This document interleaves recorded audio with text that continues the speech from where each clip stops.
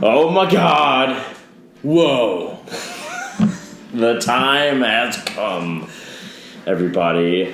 I figured we'd introduce ourselves now. I'm Thomas. I'm Harrison. And we're here to talk about Kingdom Hearts. What? Because Kingdom Hearts is on the mind lately, with Kingdom Hearts 3's release being imminent. So, I want us to go through our memories of Kingdom Hearts. Harrison kind of came to the series a little later. I was there for release day for the Japanese copy. So anyway, that was back when you had to wait months before they come out with the Western version of the game. So anyway, Kingdom Hearts is a pretty crazy story. Yeah. It's got a lot to it. It's been in our universe since 2002, essentially. So the storyline has continued on, even though the first game kind of felt like, oh, that could have been a one and done thing. The story's gotten incredibly expansive, and I'm not really going to dive into explaining the entire story because there's a lot of loose ends. But I mean, I'm sure we'll get to the finer points. And I haven't played everything because there's so many different versions. And honestly, I haven't played everything either. So a little, cards on the table time there, but. We've both played the main installments. I've played a few of the spin-offs, but we'll get to this. So anyway, rewind back to 2002. I was, 16? Yeah. 17 years old. And I was really excited for Kingdom Hearts. I remember the trailer. I remember the Destati theme song, and simple and clean. It was all very...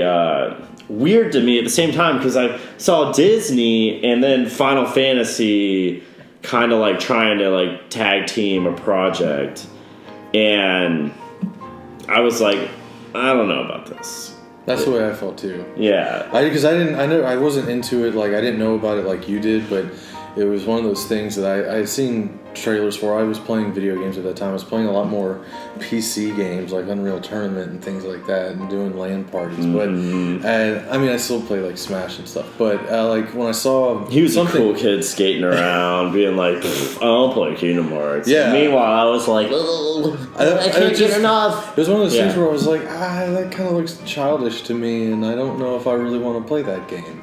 It is childish, but it's got its dark side to it. Oh yeah, that really contrasts hard with the childness. So Absolutely. When it gets serious, it has more impact. Right. Kind of like with Disney movies in a way, because they're all cheery until they're not. But yeah, and I remember being like, Harrison, you should play these. But that was much more in the future. Yeah. That was probably 2013. It was right when the 1.5 remix came out, because he played the HD version. But anyway, here's my Japanese copy of Kingdom Hearts 1. Ooh, wow, see? Whoa. And it's pretty crazy, right? Yeah. Yeah, that I bought this, and I played the whole thing in Japanese, and I absolutely loved it. So naturally, then the English version came out. And I was like, Mom, will you buy this for me? And she was like, what a weird son I have to watch these hybrids now. My mom doesn't care. She doesn't really mind my video game obsession too much. Yeah. Anyway, so with the first one, I guess you've got Sora and his friends Sora and Riku and Kairi, and they've grown up on Disney Island, and they're like, we're a good ragtag crew, and then shit goes down when the Heartless come to the island for reasons that still are kind of unexplained, but actually later on you find out that spoilers that Sora is part of a larger scheme conducted by Xehanort, who's the main villain in the third one, and that Ansem was actually the villain, was actually this good guy, this humanitarian who was possessed by Xehanort to carry out his bidding to bring Sora into whatever their lucrative plan is. But here's the strategy guide. And the thing that I loved about it was it was Tetsuya Nomura, who was long associated with Final Fantasy franchise. He's done so much of the artwork, character designs, And he's just a legend at Square. And today he's like pretty much one of the few who, I feel like are the leaders there as far as developing games are concerned. Yeah, he's a head honcho. Yeah, he's a head honcho. But you got to say he's a talented director, Oh, right? absolutely, yeah. Yeah, and like for me, his camera work, and he's amazing at action choreography, and assimilating that into the gameplay is really like just super cinematic. And he cares about his stories, even though they kind of put Hideo Kojima to shame with how lucrative they are. And one kind of starts off, pretty basic. You can understand it for the most part.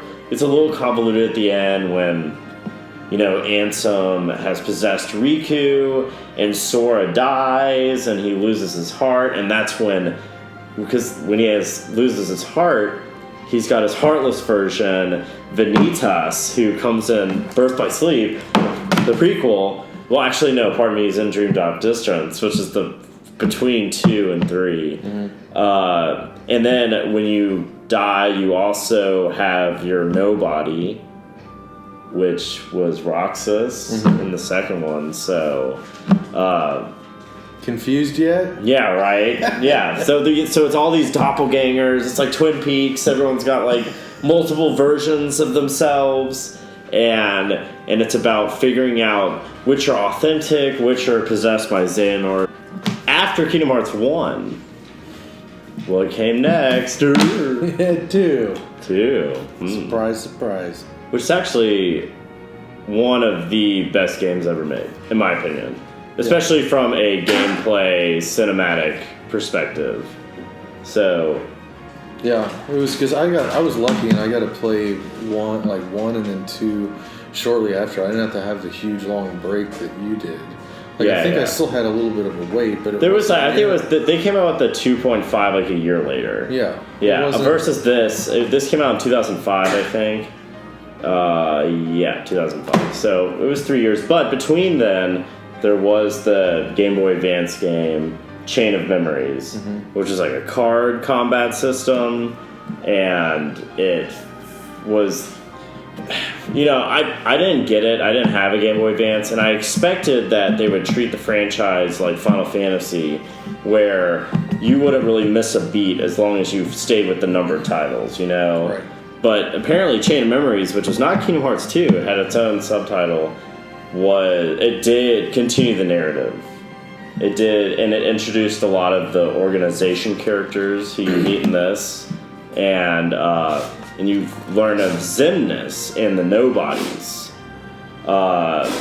which is also... Xemnas is another Xehanort clone, and they can also possess other people and bring them in on Xemnas' circle, or Xehanort's circle, and then if he gets enough of those people, he can apparently bring Kingdom Hearts. And they can go and find out whatever power is in Kingdom Hearts. So that's kind of the thing, another thing with the story. Everyone's like, oh, Kingdom Hearts. Well, what is Kingdom Hearts? You very rarely see it, but everyone's talking about it. Everyone wants to get there. Yeah. But you see it in the sky a few times. And in 2, Xemnas is trying to make an AI, an artificial Kingdom Hearts. I don't know if you remember this at all from the plot. I don't remember, honestly. Yeah. But anyway, so... But the artificial version did not work out and eventually caved in on itself, and that plan ruined. So that kind of gets us up to date with those 2 games. Mm-hmm. Another thing, difference, like I feel like the first game was more like platforming. Yeah. Don't you think? Like more jumping on ledges. Yeah. Versus 2 was more... Action RPG? Action-y, yeah. Much more like on-rails action. Because in the first one you could wander around and... I felt like I didn't have to worry about updating or my weapons or anything like that. And that became a lot... I mean, I did it in the first one, but it wasn't nearly as important in the second one. Because in the second one you had to have the right stuff equipped to your Keyblade. Or the right Keyblade or you couldn't really progress. And things would get really, really hard. Oh yeah. Yeah, like if you like, because in the first one you had to do it too, but I felt like it was more important in the second one, or like I got stuck a couple times because I didn't have the right stuff equipped or something. Yeah. I mean those are the RPG elements, but but also you could modify equipment a little bit in the second game. Mm-hmm. In the first game, it was just kind of getting items as you progressed. Right. But like I feel like that they had it was kind of a big gamble for Square because they had their base, which was like Final Fantasy, and then they were targeting. And then apparently this is all set up in an elevator ride. Shinji Hashimoto, the producer for Final Fantasy. No. Well, in the building Square was in shared an office with Disney Japan, and they were just on the same elevator. And Shinji Hashimoto, who was a big Final Fantasy producer, turned to him and said we should collaborate and make a project. Then they gave it to Nomura, who was still pretty young back then and had not directed a game. And Hashimoto and Nomura have kind of run the Kingdom Hearts show ever since. But it feels like maybe the third game will be a combination of 1 and 2 strengths with adding a bit more. Yeah, everything looks. I mean, from what we've seen from trailers, and I haven't watched the newest one, Final Battle trailer all the way through. I've watched like a clip that he showed me, and it looks amazing. I just like I know that like right now it's out there in the wild and people have it, and I'm trying not to like get spoiled with what happens in 3, but from what I see, it looks amazing. It looks like an amped up version of like 1 and 2, which it should be. And like the gummy ship stuff looks amazing. Yeah. Well, the areas just look huge now, and just the amount of in the latest trailer, I actually did show Harrison a little bit of it. There looks like there's a lot of mini games, and there's a lot of different distractions along the road, and it just feels like that what Kingdom Hearts executes very well is keeping its narrative on pace while giving you these gameplay bits. So you never really lose focus of the storyline. Right. And it makes you feel free and open just enough, especially in the first one. But fast forward a little bit, I think this is 2010. Yep, 2010. Birth by Sleep came out for PSP. And I got it. I played most of it. I wasn't really into it. So, but I understand the plot. Basically, it's a prequel to 1, and this introduces Xehanort before he has his clones, essentially, or whoever he's possessed to be the villain in the first and second one. And you get to see like his original students, which are Aqua, Terra, and Ventus. Yeah, and Ventus looks a lot like Sora. Yeah, and Aqua was like a big playable character, and that one 2.8. It's really hard to keep track with the titles, but you got the idea in this one. This like really tried to set its own plot, but I'm just so spoiled by polished graphics. Yeah. That like playing this on the riggedy jiggedy PSP just didn't grab me as much as the other ones, because I've replayed the other ones multiple times. You're just not a big handheld fan. Yeah, that too. Yeah. I just don't really catch myself in handheld situations. I didn't for a long time. Yeah. But no, I'm always in gotta catch Raichu. But yeah. It was cool to get more plot out of this one. I've read a lot about it on Wikipedia.